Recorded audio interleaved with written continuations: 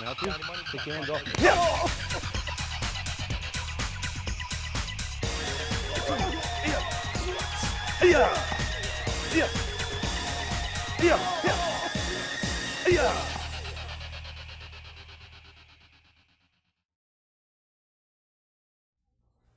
Hello, I'm Scott Rogers. I'm here to introduce you to the art of Kyusho-jitsu pressure point fighting. First, we're going to talk about what a pressure point is. Pressure point is a place where a nerve comes to an end, where a nerve crisscrosses, and where a nerve branches off and forms the letter Y. Pressure points are holes or crevices in the body that allow one to enter pain directly into the nervous system. If we take, for example, the radial nerve, which travels up the index finger, across the arm, ends in the neck. The nerve is pretty long, but there's only several spots where one actually has openings to attack the nerve. When one attacks a pressure point, pain is transmitted directly to the nerve and travels in a much quicker route than if you struck it somewhere else. So basically, if I struck you on the arm, anywhere on the radial nerve, a signal would be sent, but usually it only goes about halfway up. When you strike it on a pressure point, the signal goes directly to the spinal cord and then it gets picked up by the brain there. What we do with these signals is we cause bodies to react to what we're doing. We may strike a point to cause a person's knee to bend or to cause them to turn in a specific direction. We also use the points in a cumulative manner. If you strike one point, you will get a good effect, but if you strike one point, say on the arm, and then go for a second point, the effect is doubled. In this manner, a smaller person can defend themselves against a larger individual using pressure points, where without the knowledge of pressure points, it would require much more power and precision.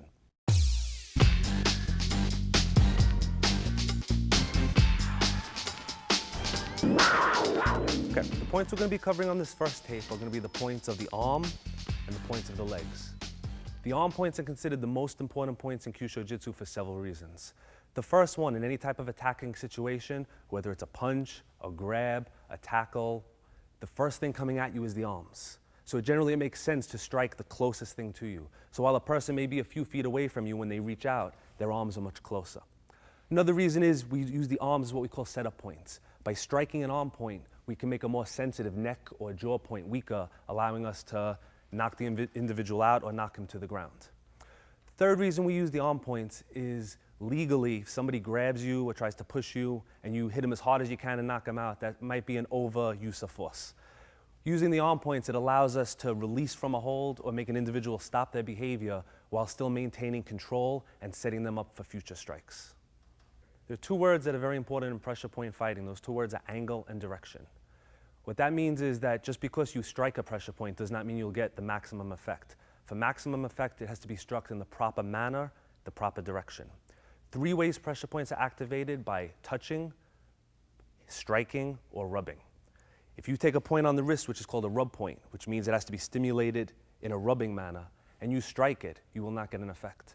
Conversely, if you take a point in the center, which is a hit point, and you rub it, you will not get an effect.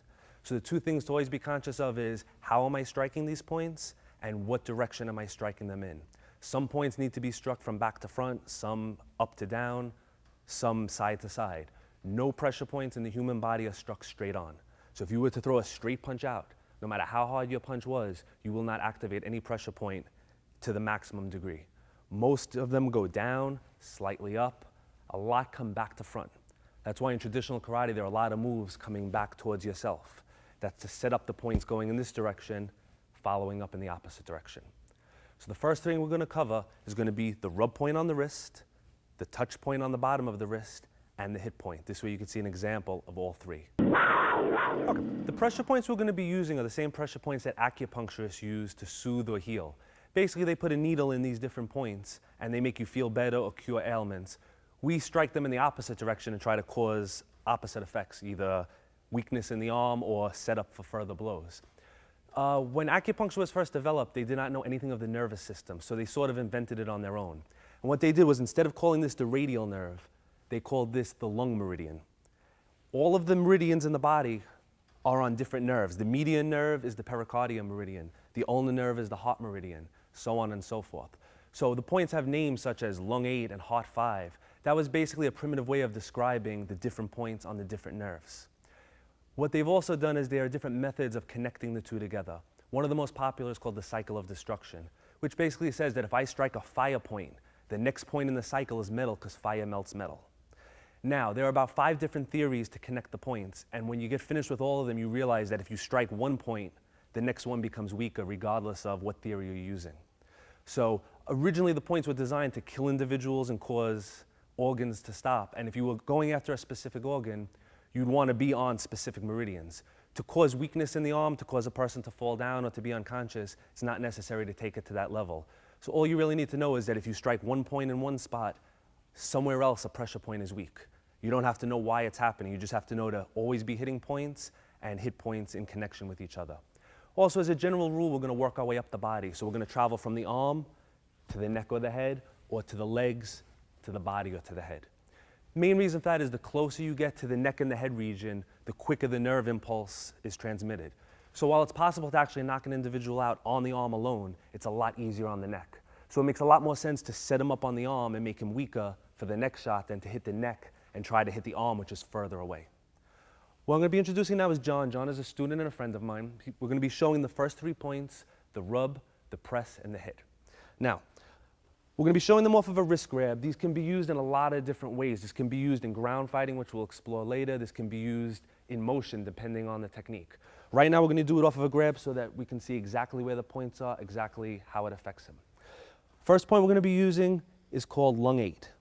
Basically, where a nurse would take your pulse, 1/2 inch above the wrist joint, there's a hollow depression there. That depression, if he grabs nice and tight and I hit it, he feels it, but nothing happens. Now, if I was a lot stronger than him and I hit it really hard, he may let go, he may not let go. But a smaller individual would have no chance. By rubbing this point in an up to down motion, it causes him to let go, causes his hand to open, and it also causes his body to arch forward. That's very important because as he comes forward, he's set up for a follow-up immediately. Also, something to watch is this arm. There's something in medical terms called cross-extensor reflex action. What that means is when I strike this arm, that arm runs away. So on paper or on a magazine article, if you see somebody standing like this, the first thing somebody says is, he could hit me with that arm. But when you strike one of the points, that arm immediately starts to fly backwards. It's a protection mechanism because your body has 2 arms. It doesn't want both of them to be injured at the same time. Just like if I poke him in this eye, that eye is going to close to protect it. All right, so we take advantage of that. So the first one is called lung 8. It's in the depression. It needs to be rubbed. But if you rub on the surface, nothing happens. You also need to project where you want his arm to go. I want to rub his arm, but I want it going down there, if possible even towards my left leg.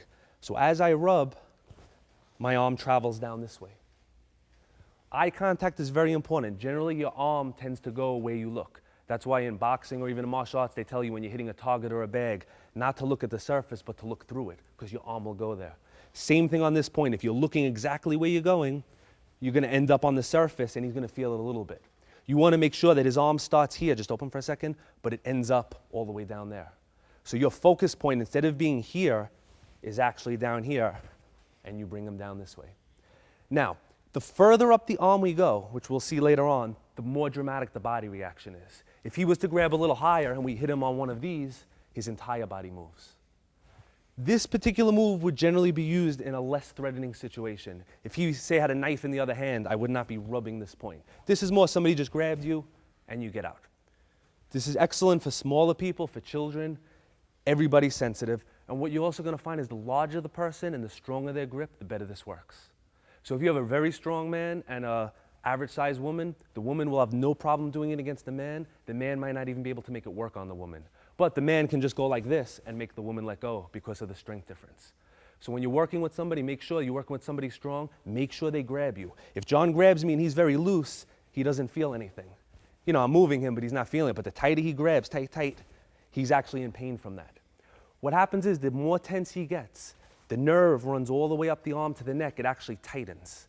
The tighter the nerve is, the quicker the impulse goes, the more pain there's going to be.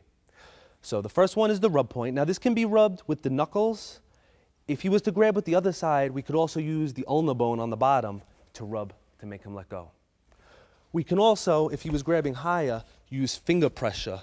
And we would have to, instead of rubbing, we're pulling in this direction, causing a rubbing motion, which would actually bring him into us.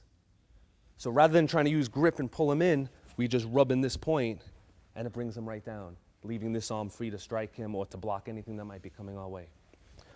Second point we're going to use is exactly opposite to the lung point. It's called heart 6. It's a ½ inch above the wrist joint, and this is a press point. Press point means it has to be pressed or squeezed. The way we use this one, the way we demonstrate it is if he makes a nice tight fist and I try to bend it, I can't.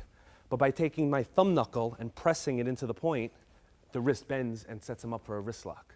Now, nobody's going to give you that fist and allow you to do this technique. The way we use this would be as he's grabbing, maybe we want to peel his arm off and bring him into an arm bar. If he was grabbing nice and tight and I grabbed his forearm and pulled, I might not be able to get him to move. Because while his wrist remains straight, he has maximum power. If anybody tries this, if you make a tight fist and bend it, as it bends, the hand tends to open. So by bending the wrist, the hand opens, he loses all power. So what I'm going to do is with my middle finger, with this part, the pad, almost like an Indian sunburn, I'm going to grab and I'm going to rub that point, pressing it against the bone. So now as I dig in here, it brings him to this position, which was a lot easier than before with a lot less effort. Now, in real situation, we wouldn't stand there and just use one arm. We would let both arms do the work. This would dig in, this would help, and we would bring him right down, allowing us to follow up on other points, or if we did it severely enough, we can bring him straight down to the ground.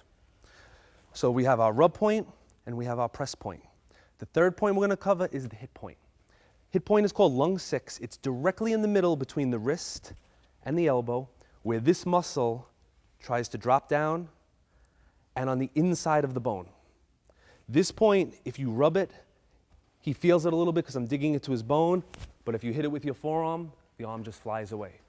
Now, his arm will go where I put it. If I go this way, he's going to go that way.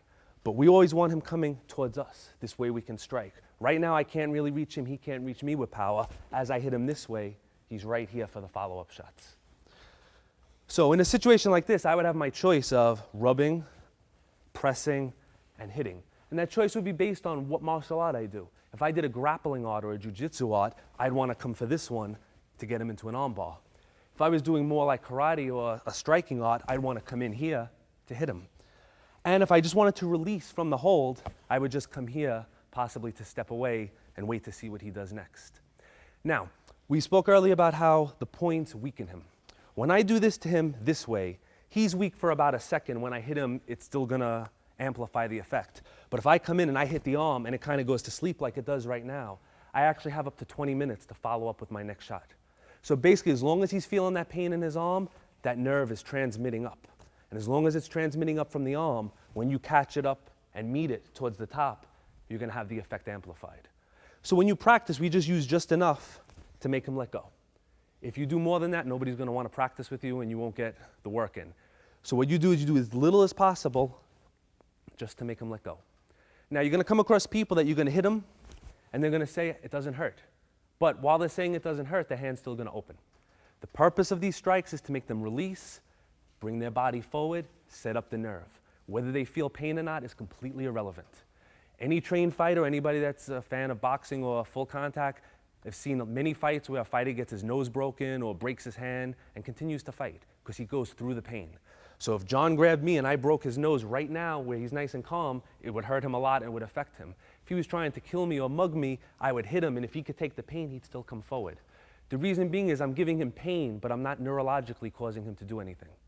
By striking one of these points, neurologically, this hand has to open. Most people will feel a lot of pain, but even the ones that don't will still have the same effect. Okay, to sum up the three first points that we've done. First one is lung 8, 1/2 inch above the wrist crease, and it's rubbed from top to bottom, so we're rubbing towards the hand. Second point is called heart 6. It's 1/2 inch above the wrist joint, but it's on the bottom of the arm. And that one is pressed either with finger pressure or with knuckle pressure, causing the wrist to buckle. And the third point is halfway between the elbow and the wrist on the inside of the bone. That's called lung 6. This one is struck. Now, in the way that we struck it before, we used our forearm. The reason for that is our forearm is meaty and muscular. So when I strike his forearm, it's actually a cushion. In reality, we'd want to come in and strike with a knuckle, which would actually paralyze the arm. In practice, you have to be careful because this muscle comes to an end here, and if you strike at the insertion point, you could actually rip the muscle. So we don't really want to strike it with the knuckle in practice. If you can make him let go with the back of the arm, if you put a knuckle in there, you can be pretty sure that you're going to do double the damage. So right now we're just showing a couple of ways to strike, but you could come in with the knuckle. If he grabbed opposite, we could even come in with our fist. So those that do karate, basic low block, releasing the arm to get out. We covered the first 3 points of the arm. We covered the rub, we covered the pressing point, and we covered the hitting point. The next 2 points we're going to cover are the most useful on the arms for several reasons. One, they can be pressed and struck. And number 2, depending on his arm position, they can always be accessed. For example, if he grabs low, I can use the low point. But if he grabs very high, it's a little awkward to use this point. Same thing with the center point. If he grabs here or grabs my elbow or grabs low, we can use the center point. But if he grabs very high, it's too awkward to get to. The next 2 points, whether he grabs high or whether he grabs low, they can be struck. I like to call these the anti-grappling points because no matter how somebody grabs you, if you know these 2 points, you will get out every single time. First point we're going to cover now is called lung 5. Lung 5 is on the inside of the radial bone, at the crease of the elbow, a little bit below. This can be pressed to bring him down, or it can be struck to do the same thing. Generally, we use thumb pressure to demonstrate where the points are and so you could learn where they are. Real situation, you're not necessarily going to have time to squeeze. And some people have very tight muscles. They can resist the squeezing. They cannot resist the striking. Now, we're going to take this from an upper grab just to show some variety. As we strike into this point, what we're going to be watching is this leg. As this comes down, the weight is going to come on this leg. Now, that's significant for 2 reasons. If the weight is on this leg, he can't kick me with that leg. If his weight is leaning forward like this, he can't kick me with the other leg. With his body turned this way, he can't punch me with that hand. His legs also become weak for a follow-up shot. His head is exposed and unprotected. So we have a situation where he's in front of us, and now he's sideways, and we're actually almost behind him.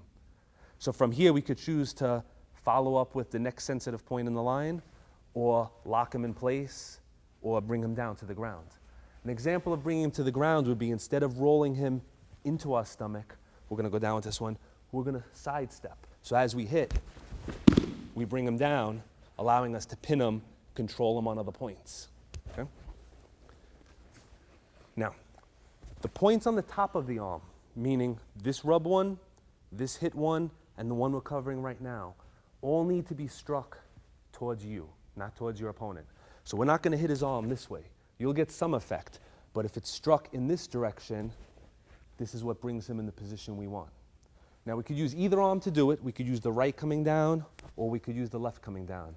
Generally, the way he grabs, if his arm is a little bit bent, it may be a little awkward to get this arm in there, so we use the right. Now, when we're using this point can be used to bring him in towards us, or in a multiple opponent situation, if we had an opponent like the Bob dummy behind us, we can put him between yourself and the next individual. So we use this inside point and the outside point, which we're going to cover next, to control his direction. Right here, I have an opportunity to use my right hand or my left hand. If I come to this point and use the right hand, I can bring him to me just to strike him. Or like I said, if there's more than one person, I could control his direction, maybe to put him between me and the next person and worry about somebody else. If there was a person on this side, the next point we're going to cover, we're going to let go for a second. When he makes a fist at the top of this bulge, we have 2 points here called large intestine 10 and 11. When it's squeezed, it causes pain. It causes the knee to buckle the same way. It causes the hand to open. Now, the advantage of this point is this point puts us behind him. This point needs to be struck in towards the bone, close to the joint, and it turns him for us this way. So now, if we had an opponent this way, we would strike it and bring him that way. So both points serve similar functions. It's just a matter of which direction we're going to use and which hand we use. Generally, this point will be struck with the right hand to set him up with a technique such as a high block. And this point will be struck with the left to set up the back of his body going this way. Okay, the next point we're going to be using, we're going to be working up the arm as we've been going. So now we're going to pass the elbow joint. We're going to be using a point that's called heart 2. If he makes a muscle between the bicep and the tricep muscle, about 1.5 inches up, there's a little hole there. This needs to be pressed in and down simultaneously. So what we generally use is we push the thumb in, and then with the pad of the thumb, we press down, giving us this control over him. We use this to control his shoulder. So if he's grabbed, usually we do this off a double grab, but so that we can see the point, we're just going to release this one for now. We would reach under The elbow would lay in the palm, the thumb would go in, and we would pull him into us this way. So we're controlling the shoulder joint. If you continue lifting, you actually have a key lock or a shoulder lock on him. This point can also be struck with the knuckles this way or coming in this way, and it has the effect of numbing the arm the entire length from that point down. This point is called heart 3. So the thumb goes in, we squeeze. Now when we squeeze a point, you can see his body tensed up. That's his reaction. What he does next is up to me. If I move him this way, he goes this way. If I pull him in, he goes this way. If I bring him down, he comes down. So when you strike a point, the point injects the pain and the control, but your directioning, your control of your arm depends on where he's going to go. A point that we use in conjunction with this, we're going to show it on the other arm, is called large intestine 12. That point lies between his bicep and his forearm. You're going to find a little hollow pocket here. Again, it can be pressed with the thumb, or it can be grabbed with the fingers to pull. If you had a large hand, you can actually put the fingers here and the thumb in on this one, allowing you to get both points, causing more pain and more control. Because remember, more than one point causes more pain. So if possible, we always try to strike at least 2 or more. So when he grabs, we follow the same thing with the elbow. The elbow's in the center of the palm, and we let the fingers loop over. As the fingers loop over, when we pull, the fingertips dig into this point, bending his arm and pulling him into us. Now, if he grabs us with one arm, we always have to be aware of the fact that he can punch you with this arm. The danger is not here, the danger is here. So our eyes are focused on this, and whatever we do, we have to do it quick to prevent him from striking. When he grabs us with 2 arms, he cannot punch us any longer, and we don't need to move as fast. And rather than taking one arm and trying to overcome 2 arms, we can actually sneak under his line of sight and control this way. So as a general rule, if there are 2 arms on you, it's okay to use a grappling type motion with the points. If there's one arm on you, we want to strike it because it's quicker and we're defending against this arm at the same time. The 2 points we're going to cover are going to be on the back of his arm. The way we're going to get to that is we're going to turn his arm over. Everything we do involves pressure points, so we're going to actually use a point to allow us to bend his wrist and grab him back. The point we'll be using is the hot point that we did originally. We're going to let our knuckles dig into it, which bends his wrist, allowing us to grab him, bringing him in. Now, on the back of his arm, the 2 points, 1 inch above the point of the elbow, we have a rub point, and halfway between the elbow and the shoulder, right in the hole of the horseshoe of the tricep, is the hit point. The points are used interchangeably. We're going to start with the rub point. The rub point can be rubbed with the knuckles to bring him down easily, or a more preferred way so you don't slide off, just hold that there for a second, is to use this little knob of the ulnar bone. It's nice and hard. We lay it flat, and when we go like this, remember about projecting through, and we bring them right down. Okay? Now, for some reason, you do this one, and you don't get the reaction you're looking for. What do? We move right up to the next point, and again, using the back of the arm for practice, but using the fist or the knuckles in reality, and we bump the arm to put him down. Now, depending on the attack, in a wrist grab, I can rub. But if he was coming in with a punching attack, as the punch came in, I'd want to hit to put it down, because I wouldn't have time to look for that rub point.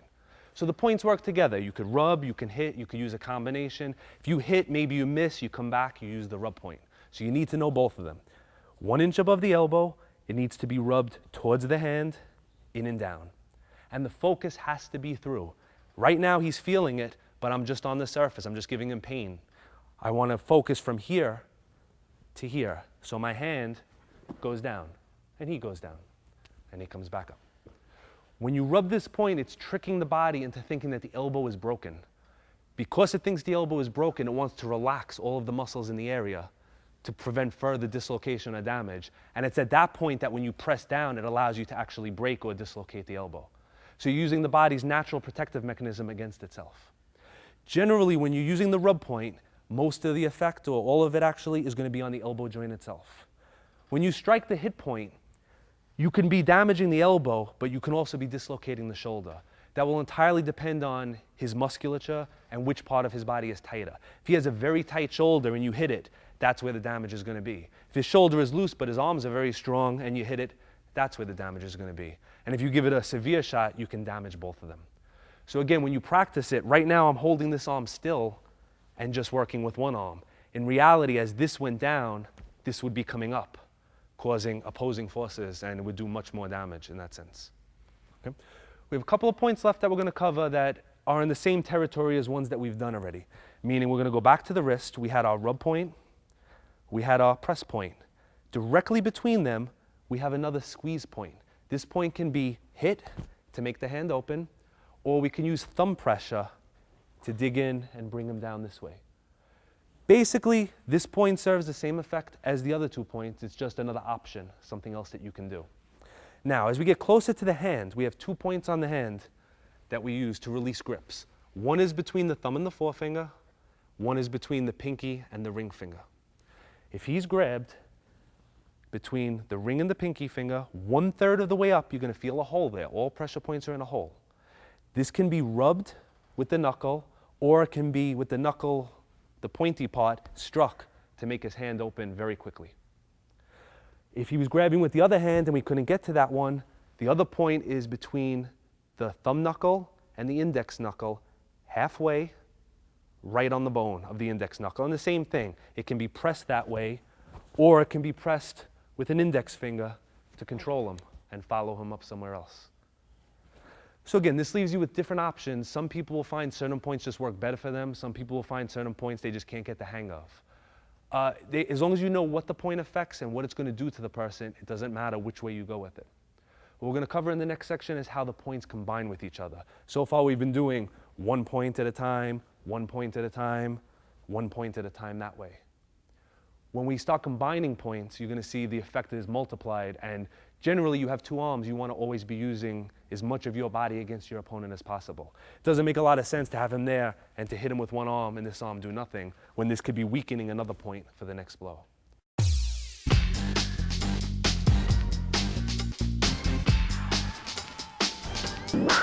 Okay, we're going to work on some combination of points and how they actually work together. For example, the point we just did, the one in the center of the arm, that's actually called pericardium 6. I don't think I named it before. When you press this point, his body starts to dip forward. But let's say this was the best effort I can get, and maybe this isn't enough. I want to add more pain.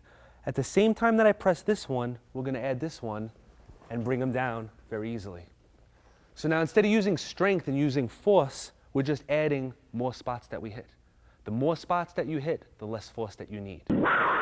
When we grab him, we don't want to just grab with a regular grip. This will give us control, but we're not activating any pressure points right now. If we use what we call the eagle claw grip, we draw the fingers back, and this thumb knuckle automatically catches into this point, this way. And these 3 fingers, the index, the middle, and the ring finger, catch into this groove here, guaranteeing that you're going to get that lung point.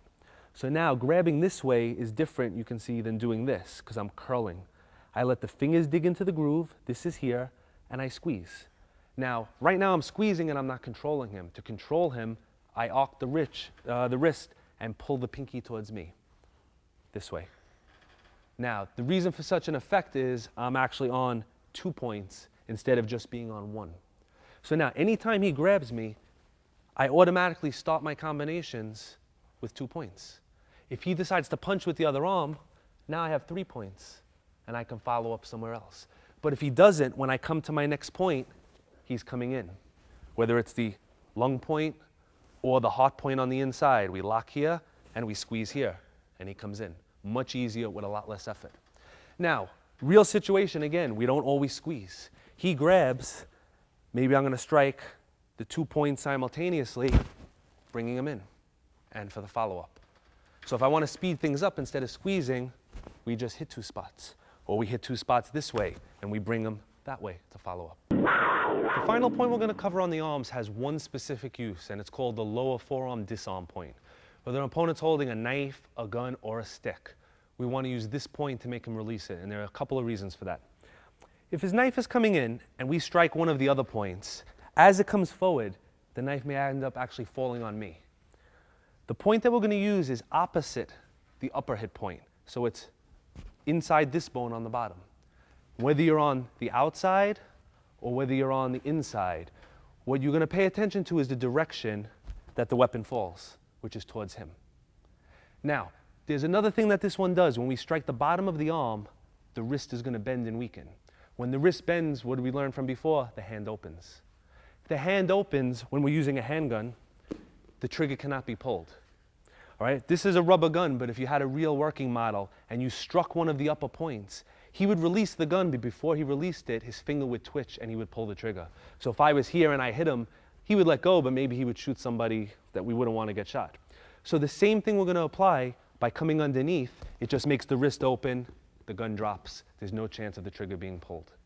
So again, halfway between here and here, the muscle comes in, inside the bone.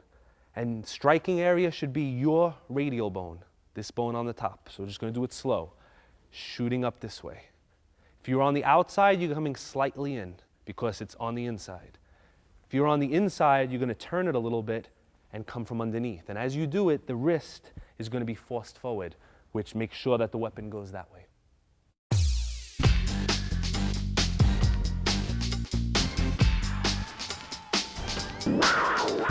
Okay, the next points we're going to cover are going to be the leg points.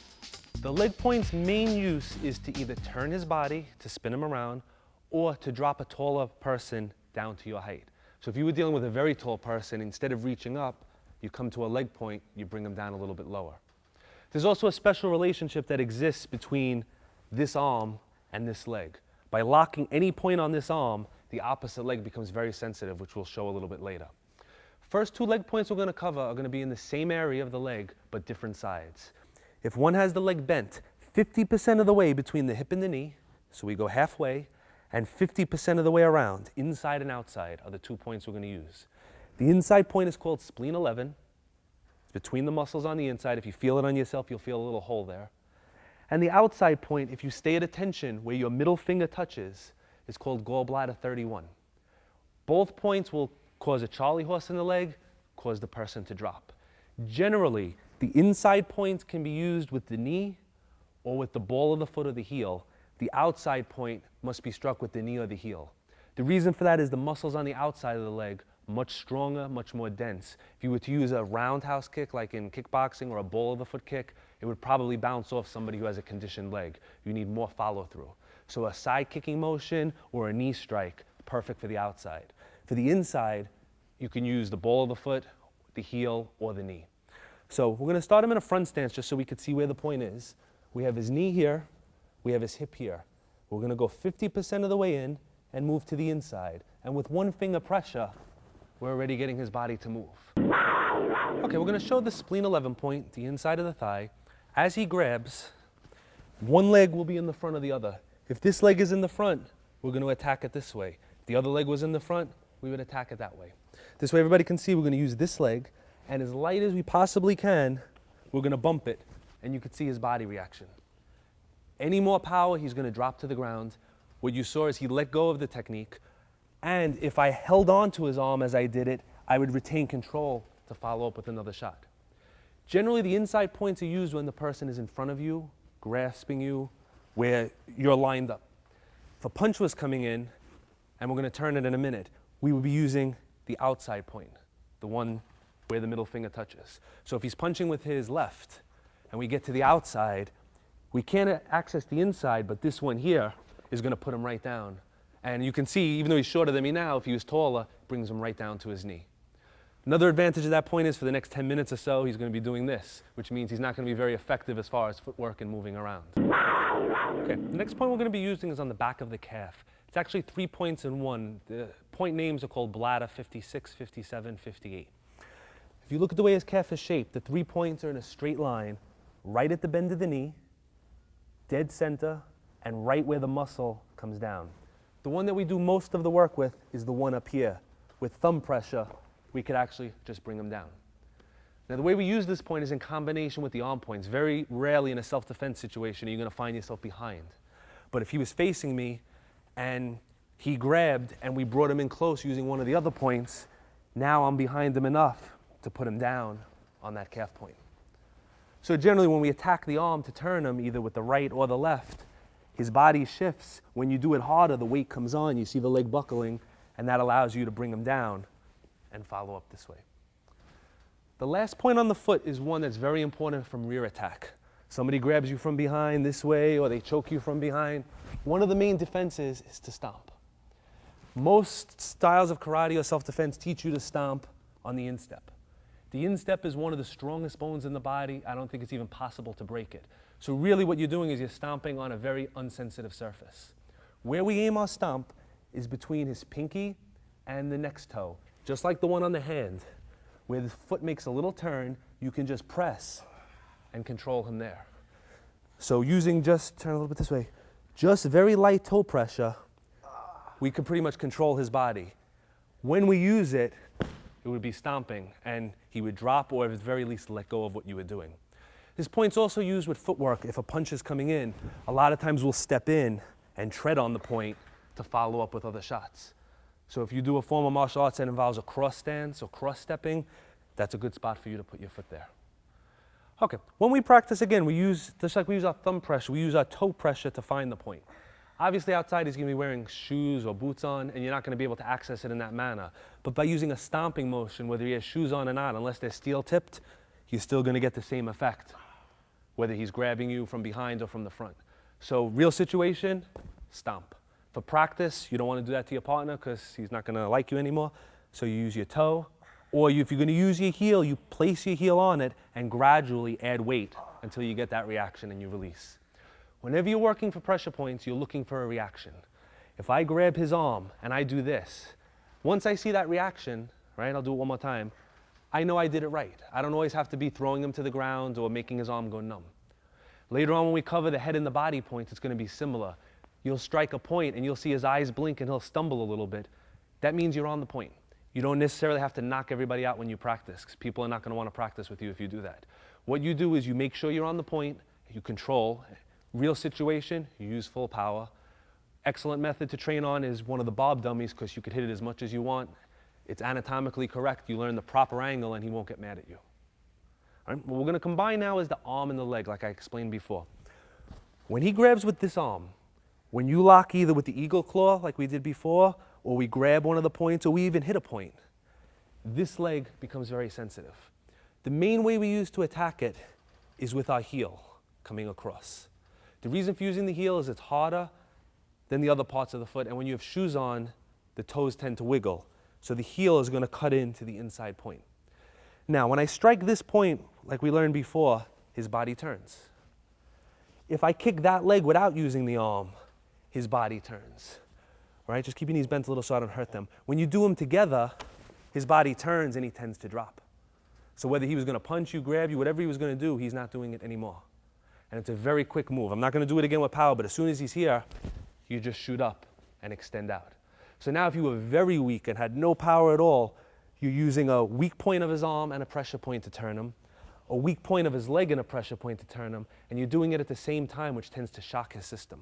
He can't be prepared. He may know this is coming, but when he feels this, he can't resist in two places at once. Also, if you notice, this arm is completely free, so as soon as you hit, this is here to finish him right away. So before he finishes moving, your technique should be done. He should be on the ground. The last point that we didn't cover, all right, we're going to roll his pant up again. Between his ankle bone and where his calf muscle comes to an end, halfway between these 2 points, behind the shin bone, you press it and he feels it, but this is not how we use it. We generally use it with a scooping motion. And this is one that's much more effective with shoes on. He grabs, let's just use one so they can see it, whichever foot's in front, you're going to scoop. And it makes his leg do that, which very nicely, we'll do it slow, once he moves it, very nicely sets him up for the other side and brings him down to size again. This can also be used in a situation if you brought him down and you've stepped in, and you could actually use the heel to kick it out that way to bring him down. Again, when you're using the shoe, the hard edge of the shoe is your striking point. When you're not using the shoe, you want to use the heel area and just let it kick in. It's very little quicker than if his leg is here and you move that way. It's a very fast move. So he's grabbing, he's looking at you, you're watching this arm, you come here, he thinks about that, you go somewhere else. Generally in a fight, person's going to be looking at your eyes, looking at your shoulders, looking at your arms. If you try to throw a nice high kick, it's going to look good, but he's going to see your whole body react. When you throw one of these kicks, your upper body doesn't move at all. So if he's looking at you, he's not going to see it, he's just going to feel it, and you're going to follow up there. So when his mind shifts down there, number one, you're weakening his system, you're weakening the other points, but number two, you're shifting his focus to his legs, and then you're going to come back up.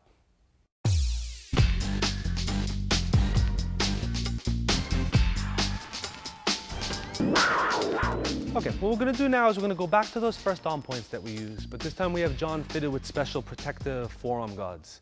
Same ones used in competition to protect the bone so you don't get bruises. Purpose of that, number one, is so that he allows me to finish what I'm doing because it's starting to hurt. But the main reason is this way we can show that the points work even through a winter coat or through padding. An example would be the hit point that we use. Now it's gonna be hard for you to see, but everybody remembers it's the one halfway. With practice, you will know that it's halfway and you won't have to roll the sleeve up, and that's where the training comes in. I've done that, so I'm just gonna show you. He lets go. Right, he grabs on the other side, we catch it from another angle, same thing. He lets go. And remember, I'm still using the soft part. Now that he has this, I could put the knuckles in and it works even better. What we're gonna have him do is grab different spots. Basically, there's only so many ways somebody can grab you. They could grab your arm, your elbow, your shoulder. They could do it on the other side. They could double grab. They can choke you. That pretty much covers most of the grabs. All of those grabs, most of the time, are gonna start with an arm point and then follow up with a head, neck, or body point, or maybe even a leg point.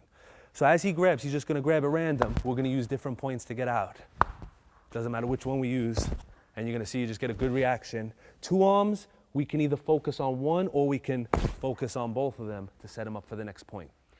Now, keep in mind, even with the pads, I'm not hitting very hard, and he has padding. Without the padding, the reaction would be much more severe. So a general principle to try and follow is when he grabs you and you have an arm, strike the arm point. Instead of trying to travel all the way up here, which he expects, strike an arm point. You disrupt his balance, you disrupt his thinking, you set him up for the next shot. If you strike an arm point and then he punches you, you're here to finish him off. You know this punch is coming, so you keep your eyes on that arm. You know when you strike this arm, that this arm is done at least for a few seconds. The only thing that's gonna get you is that one. Just be prepared for it as you come in. And when you strike it for real and you're here, he's not coming up with that arm. This is gonna be there first. So general rule, start with the arm points, work your way in through the body. As we go through the next series of videos, you're gonna be learning more about the head and the neck points and the torso points. You're also gonna be learning certain self-defense techniques. You're gonna see the common thread is we generally look to go for the arm first, then either to the torso or the head or neck. Leg points tend to come in depending on his balance. Like we said before, if we bring him down and his knee bends or I see an opening, the leg point is there. If I don't use the leg point. The primary thing to learn to be good at pressure point fighting is learning the arm points. Right now we're covering stand-up and we're not even covering punching or kicking yet, which we will get to. When we start adding punches, let's say he throws a hook in, we're striking arm points to set up the next blow. If we're doing ground fighting and he's choking us, we're using an arm point to either set him up for a strike or a follow-up block. So if you are very good at the arm points, you'll be very good at pressure point fighting. If you're always looking for the head or neck points, number one, they're not gonna be as sensitive as they should be because they're not gonna be set up properly. And number two, you're attacking what he expects you to attack. He expects the punches and the hits to come to this region. When he does something to you and you go somewhere else, it sends a shock through him where mentally, you're not just physically defeating him, mentally you're making him not know what's happening. When somebody attacks you in the street, generally it's not the first time they've done it. They have experience, and through experience, they know what's gonna happen. They know they're gonna punch, you're gonna put your hands up, you're gonna get hit, you're gonna fall down. Anything that's done to change that order is gonna mentally pause your opponent. So you're freezing him mentally. And while he's in that little indecision in his mind, that's your opportunity to follow up with your strikes.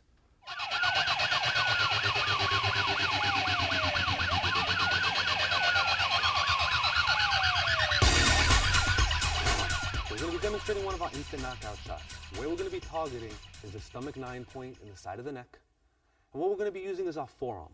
The reason for using the forearm is with little training, the swing of the forearm is a very powerful blow, and it doesn't have to be as focused as, let's say, using the edge of the hand or even the fingers or a punching technique. With this motion, this could come after blocking a punch, this could come off of a grabbing. For his safety, we're just going to demonstrate it off him grabbing. This way, we minimize the motion and nobody gets injured. So we're going to have John grab nice and tight. We're going to focus on this point. We're going to use the forearm, stop, and we're going to bring him right down. All right, once we maintain grappling position, both arms are in position to strike him. So rather than bringing him to the ground with a throw, we're actually going to do a knockout technique involving the area around the temple, which are some points that we haven't really covered. We're going to slap. We have the temple, the corner of the eye, and the bridge of the eyebrow, which forms a nice big circle that's just going to get slapped. And on the other side, we're going to use the ridge hand to strike gallbladder 20. From grappling position, as we're searching for a move, this hand is free to strike here. This hand is free to strike here. So what we're going to do is we're going to lock up, we're going to bring him down, and we're going to show the basic knockout, and he's going to drop. Okay, the last point on the shoulder region is exactly at the apex of the trapezius muscle. So basically we divide his neck and his shoulder in half this way, and we divide it in half this way. And this is where we're going. And we could actually press it and get some effect. Because this is a big muscle, the muscle actually protects and the point lies underneath it. So generally we want to strike it inward this way or using our forearm. If he was coming forward like to shoot to do the takedown, we would actually use our forearms on this point to stop him. Because of the angle, we may not knock him out, but what we'll do is stop his motion, which will allow us to set up something else.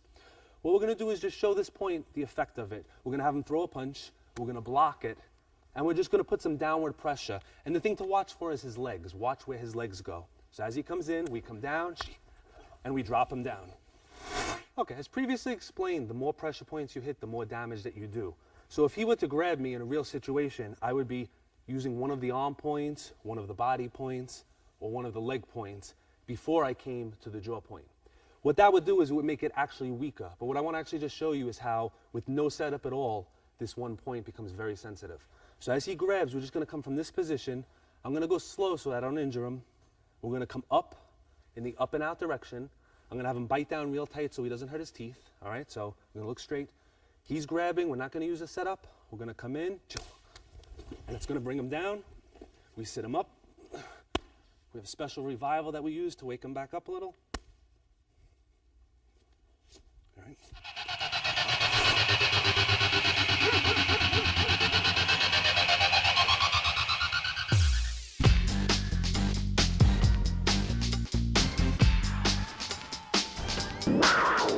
Okay, at this point I'd like to go over the proper revival techniques.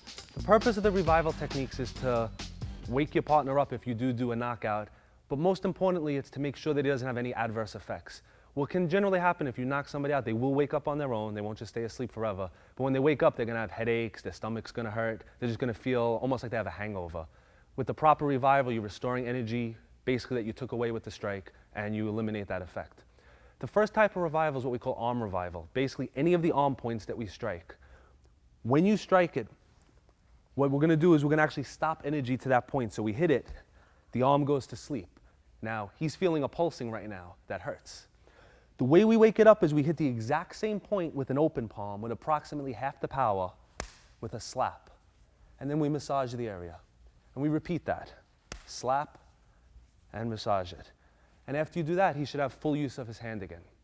So the arm revival is basically simple. Whatever you hit it again, but you hit it with half the force, and instead of hitting it with a focused area, we hit it with a flat palm, and we just massage the area.